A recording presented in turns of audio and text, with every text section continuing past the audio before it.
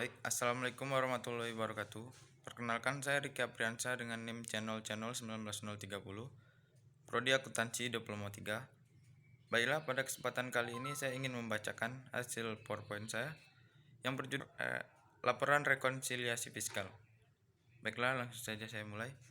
Konsep penghasilan atau pendapatan menurut IAI 2007-13, penghasilan adalah kenaikan manfaat ekonomi selama suatu periode akuntansi. Kenaikan tersebut dalam bentuk pemasukan atau penambahan aset atau penurunan kewajiban yang menyebabkan kenaikan ekuitas yang tidak berasal dari kontribusi penanaman modal.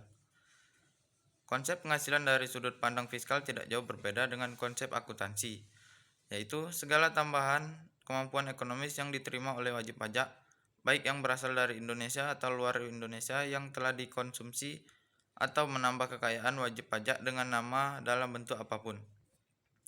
Konsep beban menurut IAI 2007-13, beban memiliki arti penurunan manfaat ekonomi selama suatu periode akuntansi dalam bentuk arus keluar atau berkurangnya aktiva atau adanya kewajiban sehingga membuat turunnya ekuitas yang tidak menyangkut pembagian kepada penanam modal.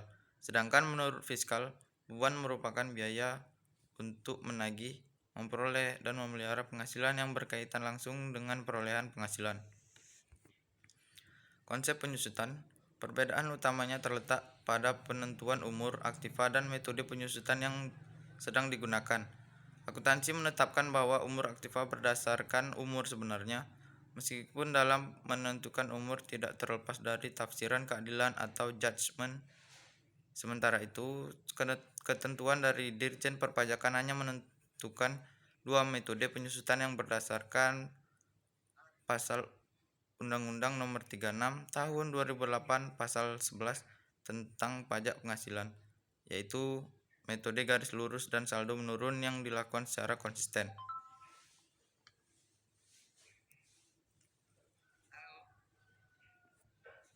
Konsep persediaan menurut Undang-Undang Pajak Penghasilan di Indonesia, persediaan dan penggunaan untuk menghitung harga pokok dinilai berdasarkan harga perolehan yang menggunakan metode rata-rata atau FIFO, di mana harus dijalani dengan konsisten. Koreksi fiskal positif. Adapun tujuan koreksi positif dalam rekonsiliasi fiskal adalah untuk menambah laba. Dalam hal ini, laba yang dimaksud adalah laba penghasilan kena pajak atau PKP. Dengan kata lain, adanya koreksi positif tersebut dapat menambah pendapatan maupun mengurangi pengeluaran biaya dalam fiskal. Koreksi fiskal ini disebabkan oleh beberapa hal, di antaranya yang pertama, berhubungan dengan imbalan dalam hal jasa atau pekerjaan berbentuk kenikmatan atau natura. Yang kedua, adanya jumlah lebih dari yang kewajaran yang diberikan oleh pihak pajak yang berhubungan dengan pekerjaan atau jasa. Ketiga, biaya yang tidak berhubungan dengan biaya dalam rangka mendapatkan, menagih, dan memelihara penghasilan.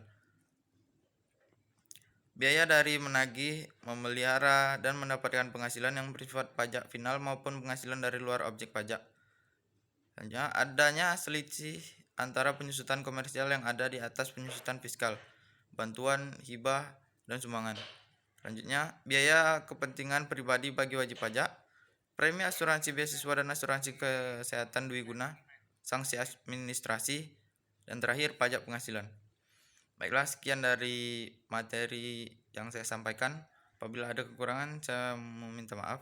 Saya akhiri dengan Wassalamualaikum warahmatullahi wabarakatuh.